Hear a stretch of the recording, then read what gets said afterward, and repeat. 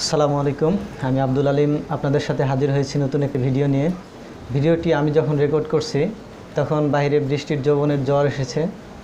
তো চলুন আমরা বৃষ্টির রিমঝিম শব্দ উপভোগ করি এবং আমাদের পাঠটি শেষ করি। আজ আমি দেখাবো ষষ্ঠ শ্রেণীর 2.2 এর শতকরা।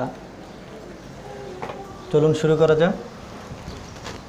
আমরা আজকে অনুপাতকে শতকরায় প্রকাশ করা শিখব এবং দশমিক থেকে শতকরা, অর্থাৎ আমরা গত ক্লাসে বলেছিলাম যে অনুপাতের জন্য দুটি রাশির প্রয়োজন হয়। অর্থাৎ আমরা যখন তুলনা করব, যে আমরা যখন শরবত তৈরি করি তখন পানি ইস্টু চিনি থাকে, অর্থাৎ অনুপাত তৈরি করার জন্য আমাদের দুটি সংখ্যার প্রয়োজন হয়। যেমন 2:2:3, এটা একটি অনুপাত এবং এই অনুপাতে যদি দুটি রাশি থাকে তাহলে সেটি হচ্ছে সরল অনুপাত। এখানে যদি আমি বলি পানি ইস্টু চিনি ইস্টু লবণ, তখন আমাদের এটি কিন্তু আর সরল অনুপাত থাকবে না। তো এটি আমাদের সরল অনুপাত। তো এখন আজ আমি যেটা আপনাদের দেখাবো সেটি হচ্ছে অনুপাতকে শতকরায় প্রকাশ। তো আমরা একটি অনুপাত নিয়েছি 3:4। তো বা এটাকে আমরা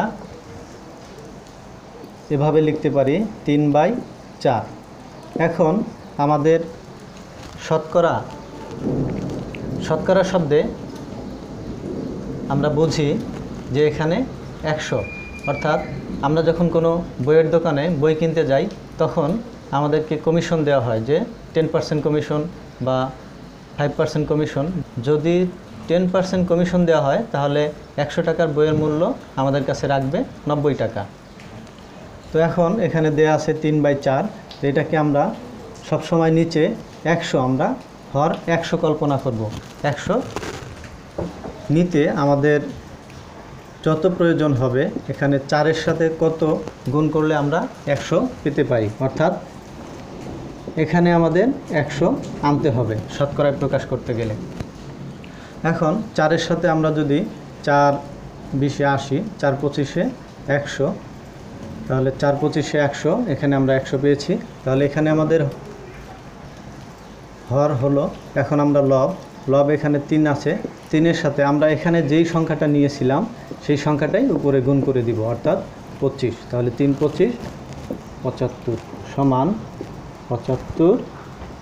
এই 100-র জন্য এখানে একটা শতকরা চিহ্ন হবে। এখন আমরা আরেকটি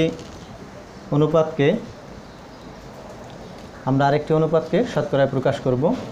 তো আমরা লিখব বা 4/5 সমান, এখানে আমরা একইভাবে আমরা লব এবং হর যা আছে তাই লিখব। এখানে আমরা হরের ক্ষেত্রে আমরা সবসময় 100 নিয়ে আসব। তাহলে 100 আনার জন্য আমাদের কি করতে হবে? 5-এর সাথে কত গুণ করতে হবে? 5-20, 5 করে 100। তো এখানে 4-এর সাথে আমরা 20 গুণ করে দিব, 4 দুগুণে 8, 80। এখন আমরা এখানে পেলাম 80%। এখন আমরা দেখব কিভাবে দশমিক ভগ্নাংশকে শতকরায় প্রকাশ করা যায়। তো এখন 0.25কে আমরা শতকরায় প্রকাশ করব। তাহলে আমরা লিখতে পারি 0.25, অর্থাৎ এই দশমিকের জন্য একটা 1 লিখব এবং দশমিকের পরে দুটি সংখ্যা আছে এজন্য আমরা দুটি 0 লিখব। লেখার পর উপরে আমরা 25 দিব। তাহলে এখানে আমাদের যেহেতু বলছে শতকরায় প্রকাশ, তাহলে এই 100 এখানে আমাদের লব যত থাকবে আমরা সেটা লিখব এবং এই হর 100-র জন্য আমরা শতকরা চিহ্ন দিয়ে দিব। তাহলে আমরা পেলাম 0.25 হচ্ছে 25%, অর্থাৎ এখানে দশমিক ভগ্নাংশ থেকে আমরা শতকরায় প্রকাশ করলাম। এখন আরেকটি যদি আমরা নেই 0.75, তাহলে কত হবে? তাহলে হচ্ছে দশমিকের জন্য একটা 1 আর দুটি সংখ্যা আছে এজন্য দুটি 0 নিলাম। এখন এখানে আছে 75, তাহলে এখানেও 75 100-র জন্য শতকরা চিহ্ন। সমাধানের ক্ষেত্রে আমি একটু বিস্তারিত আলোচনা করার চেষ্টা করি সকলের বোঝার সুবিধার্থে, কারণ এখানে আমাদের অনেক শিক্ষার্থী আছেন যারা আমাকে বলে থাকেন আমি আর্টস থেকে অথবা আমি ডিপ্লোমা করেছি, সেই এসএসসি লেভেলে আমরা গণিত ছেড়েছি, সুতরাং এখন আমাদের বুঝতে অনেক কষ্ট হয়, অসুবিধা হয়। তো তাদের উদ্দেশ্যে মূলত আমার এই ভিডিওগুলো করা। যদি আমার এই ভিডিও আপনাদের ভালো লাগে তাহলে অবশ্যই লাইক, কমেন্টস এবং শেয়ার করে পাশেই থাকবেন।